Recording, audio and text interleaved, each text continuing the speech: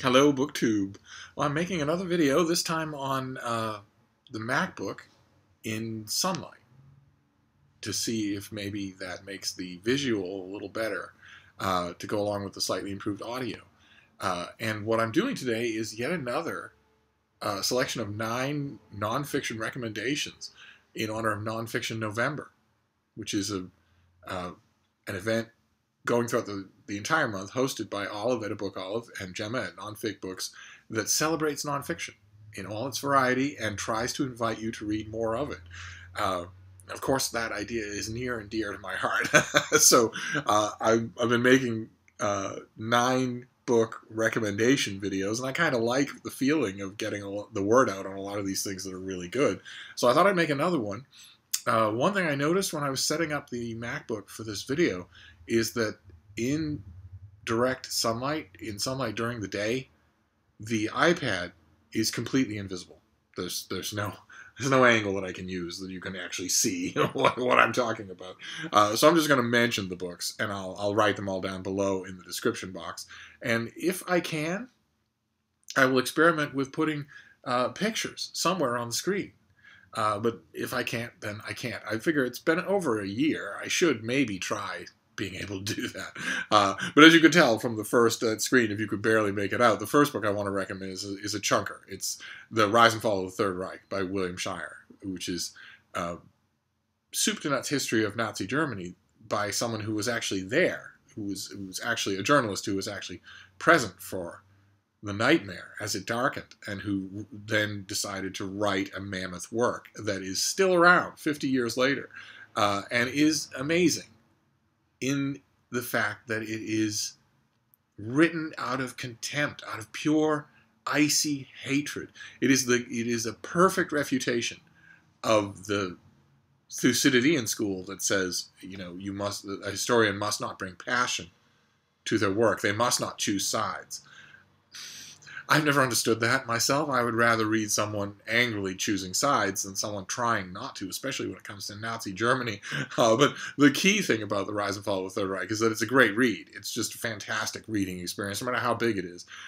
I'm going to make one of these 9 book videos on chunkers, and I might mention The Rise and Fall of the Third Reich again. I'm a big fan of huge books, but the fact that nonfiction books sometimes tend to expand to be huge is part of why people find the whole area of reading so intimidating. So I thought I'd group a lot of them together. Next one isn't a chunker. I don't think there are any others.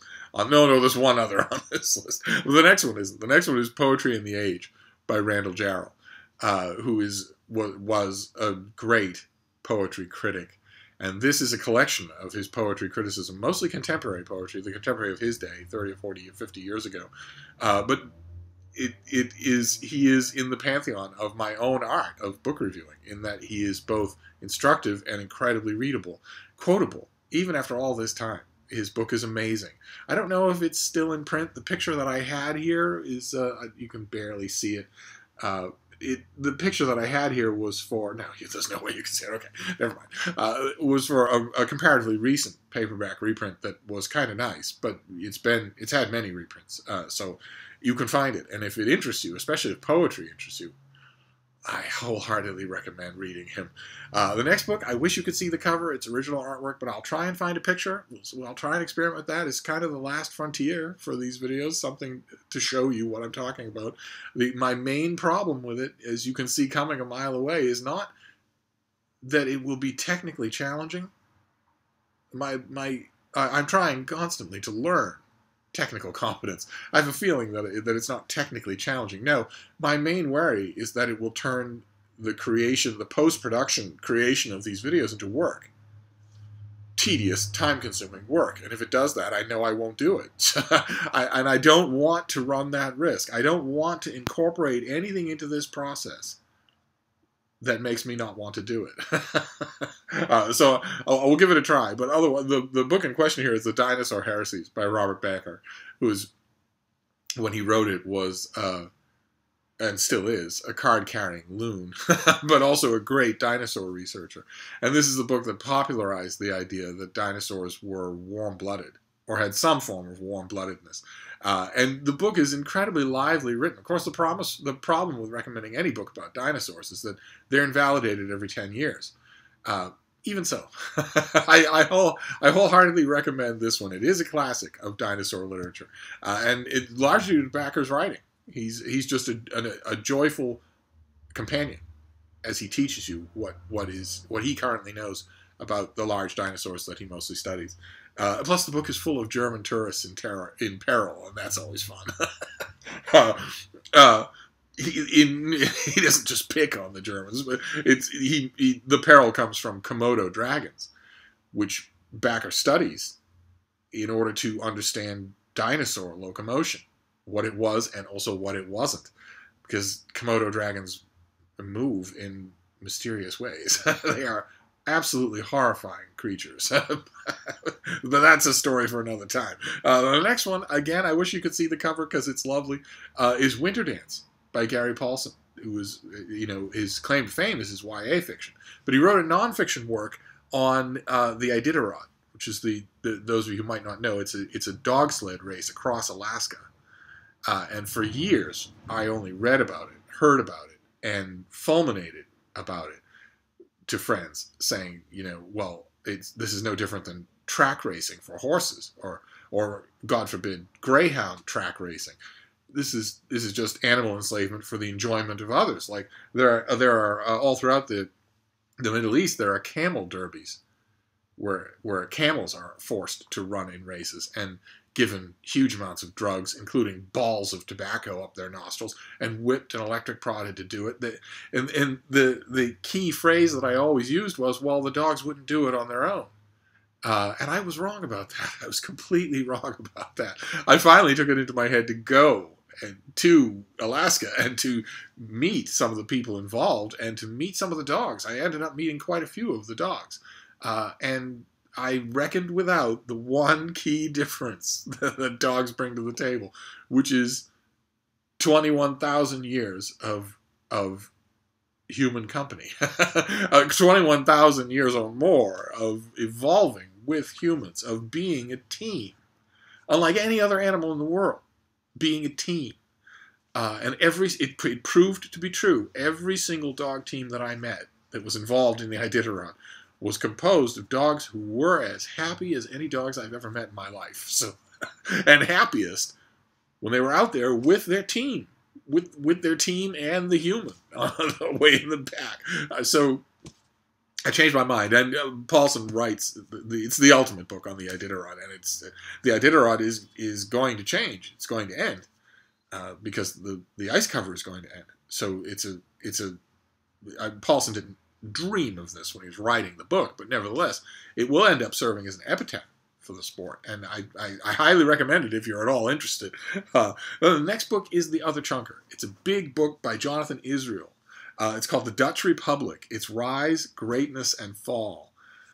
And it's just the subject that it says in the title. It's a huge block of a history of the great Dutch Republic. This oddity in the history of superpowers that really merits study, and yet it doesn't seem to call for that study as much as lots of less interesting empires do. So I don't think it's in print anymore. It's an Oxford University Press, if I remember correctly, but it can certainly be found in libraries. It's in every library in the world. And you can also find it used. I've seen it used. I don't own a copy right now, but the next time I see it for $5 at the Brattle Bookshop here in Boston, I will grab it without hesitation. And, of course, the usual refrain holds. Let me know if you want me to grab that copy for you instead of for me. Because I go to the Brattle all the time. I will see it again. And the next one is odd. It's an oddity.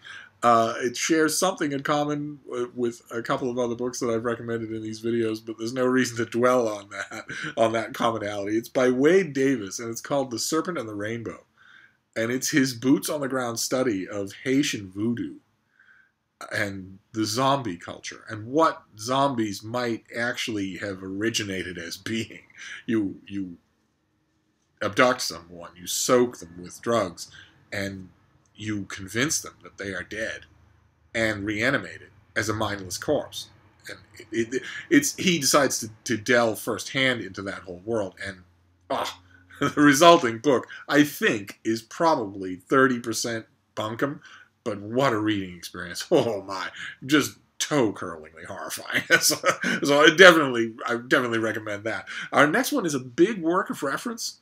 It's big, it's beautiful. It's by Dorian Kindersley, the great manufacturer of illustrated books, big oversized illustrated books. You can make a whole library of the books that they do, and they're always worth looking at. They're always fantastic.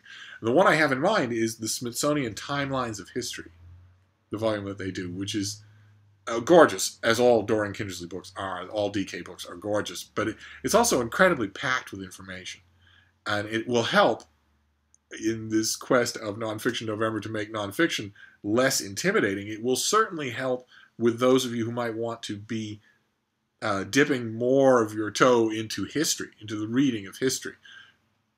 I've found invaluable as an aid to beginners in reading serious history to have a timeline, especially a heavily illustrated one, right there to hand. And they don't get any better than DK. And then the next one is also history. It's near and dear to my heart. It's Walter Muir Whitehill. It was a dear, sweet old man in an institution in Boston's intellectual life, now forgotten. And he did a book a long time ago called Boston, A Topographical History, in which he decided to tell the history of Boston through its buildings. You wouldn't think that that would capture all the pathos and humanity, and yet it does. He manages to make it work. And so Boston, A Topographical History, becomes absolutely invaluable. For years, in fact, still, when I worked in bookstores, and customers would come in and say, what is the best history of Boston? You would think that I would go for a narrative thing that would talk about wars and social issues and all that. And I ended up always just recommending Boston, A Topographical History to them because it's the best one. It manages to fill the whole world with those buildings because, of course, that's where the people are. So if you're interested in the history of my dear old Boston, or if you come across this book and wonder if it's anything more than just an architectural guide, it is.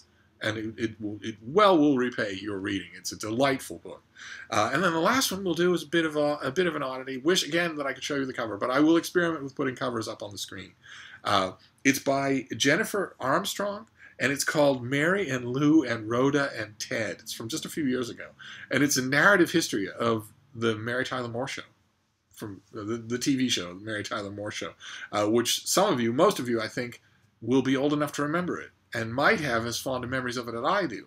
I've recently, just a couple of years ago, revisited the whole run of the show with terror, thinking, well, it's not going to hold up. The one classic bit, the one bit that is in television history forever, the death of the death of Chuckles the Clown. Those of you who know the show will know what I'm talking about. There's a character off stage the whole time. We never meet him, Chuckles the Clown, he attends a parade, and an elephant. He attends a parade dressed as a peanut, and an elephant shells him. And Mary Richards, the main star of the show, is horrified, of course, because the man has died. Everyone else thinks it's hilarious.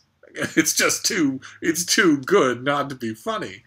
And the episode ends absolutely bravura, a piece of comic writing and acting. It ends with the sermon at his funeral, and it's at that moment that everyone else suddenly sees the somberness of his death, and that Mary is overcome in the audience while the priest is giving the lecture. She is overcome at last with the humor of the situation. It's just, I knew that moment would hold up, but I wasn't sure the rest of the show would, and I was surprised that it does. It really does. Not only are the jokes funny a lot of the time, but there's a lot more. It's actually, there's a lot of drama that I missed completely for the slapstick and the classic over-the-top acting of Ted Knight as Ted Baxter, the quintessential windbag newscaster.